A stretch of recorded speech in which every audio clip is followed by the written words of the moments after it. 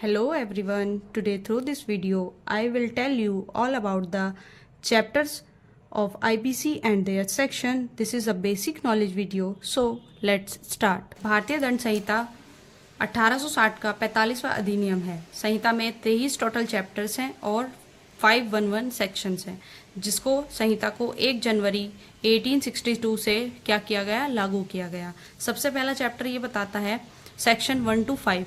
इसमें 1 to 5 section आते हैं और जो कि बताता है सामान्य बातें और संहिता का नाम और विस्तार तथा उसे लागू करने का क्षेत्र। चैप्टर 2 के अंदर सेक्शन 6 to 52A आता है, जिसमें जितनी भी परिभाषाएं हैं उनको बताया गया है। चैप्टर 3 के अंदर सेक्शन 53 to 75 आते हैं सेक्शंस, और जिसमें दंड के विषय में सारी चीजें बताई गई हैं। चैप्टर 4 के अंदर 76 to 106 सेक्शन दिए गए हैं जो साधारण अपवाद बताते हैं। चैप्टर 5 में सेक्शन 107 से 120 तक दिया गया है, जिसमें दुष्प्रेरण के बारे में बताया गया है।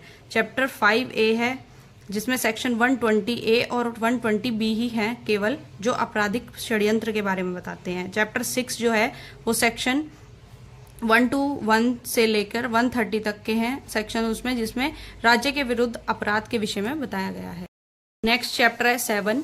चैप्टर 7 में सेक्शन 131 से 140 तक है, जिसमें सेना, नौसेना और वायुसेना से संबंधित अपराध के बारे में बताया गया है। चैप्टर 8 जो है सेक्शन 141 और 160 तक दिया गया है, जिसमें लोक शांति के विरुद्ध अपराध के बारे में बताया गया है। चैप्टर 9 के अंदर सेक्शन 161 से लेकर 170 तक है, जो लोक सेवकों द्वारा या उनसे संबंधित अपराध के बारे में जिसमें बताया गया है। चैप्टर 9A है, जिसमें सेक्शन 171A एंड 171I हैं, जो चुनाव से संबंधित अपराध के बारे में बताता है। एंड लास्ट इज चैप्टर 10 है, सेक्शन 172 से 190 तक है, जो लोक सेवकों के विधि पूर्ण प्राधिकार के अपमान से संबंधित है।